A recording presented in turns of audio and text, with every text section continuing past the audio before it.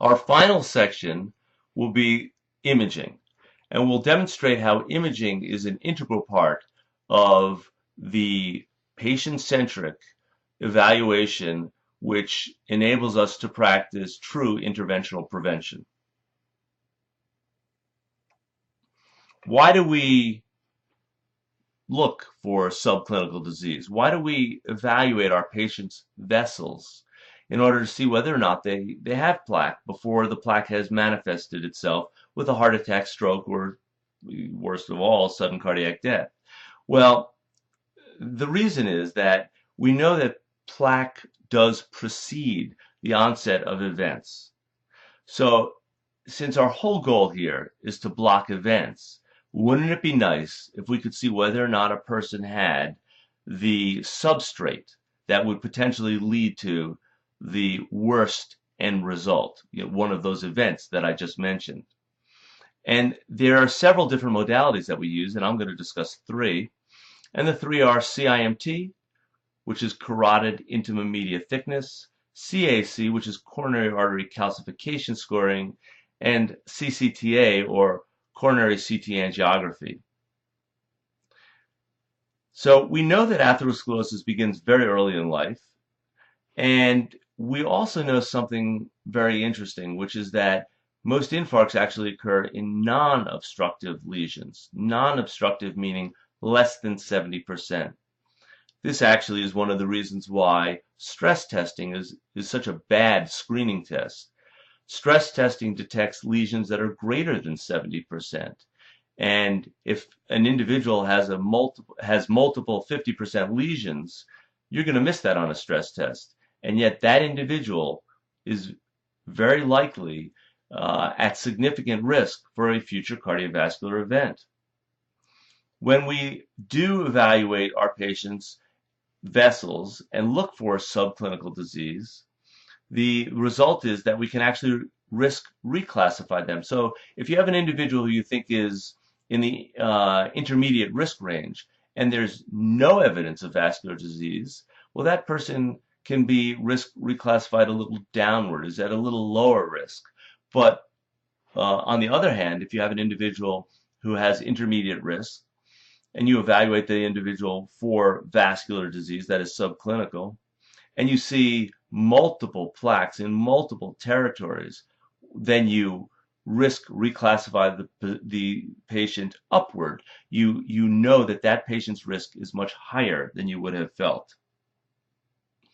The other reason to do this, and I think we often downplay this, and I think it's actually very, very important, is that a picture truly is worth 1,000 words. So when an individual sees plaque sitting in his carotid artery or her coronary arteries, that individual is much more likely to follow therapeutic lifestyle changes, to take medications, and really to listen to what you're saying when you're trying to teach that individual how to live a healthier lifestyle. Here we see the advantages of CIMT. So carotid intima media thickness testing is a very easy test. It's accurate and it's reproducible. There's no radiation involved. It's non-invasive. It can be done in about 5 to 10 minutes, and it is predictive of heart outcomes. Here you see that as disease progression or thickness of the carotid intima media gets thicker and thicker or over a period of time, so here we have 1 year, if you have greater thickness over that 1 year, then you have a greater likelihood of developing a coronary heart disease event. Next, we see on the left what a normal CIMT is, while on the right, you see that little bump on the inferior surface of the vessel where the arrow is, to which the arrow is pointing, and that is thickening of the intima media. This is somebody who has an increased risk of future cardiovascular events. Next, we see a very important study on coronary artery calcification scoring, and that was in MESA. And it showed that coronary artery calcium scores greater than 300 yielded a hazard ratio of 9.67, meaning that there's about a 10-fold increased risk of a cardiovascular event in an individual who has a coronary artery calcium score of greater than 300. That is substantial. The next slide is given to us care of Dr. Roger Blumenthal out of Johns Hopkins. And this too is, I think, a very illuminating slide. So what we see is three different individuals, all with the same Framingham risk score.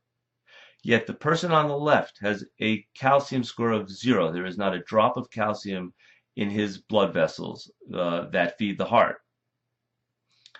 Whereas the one in the middle, you see a small bit of calcium. Again, same Framingham risk score. But look at the one on the right. The one on the right has calcium in the left main coronary artery, the left anterior descending coronary artery, the left circumflex coronary artery, the ramus intermedius coronary artery. So this individual is at great risk of a future cardiovascular event, and yet has the same Framingham risk score as both of the other individuals. This is the advantage of coronary artery calcification scoring.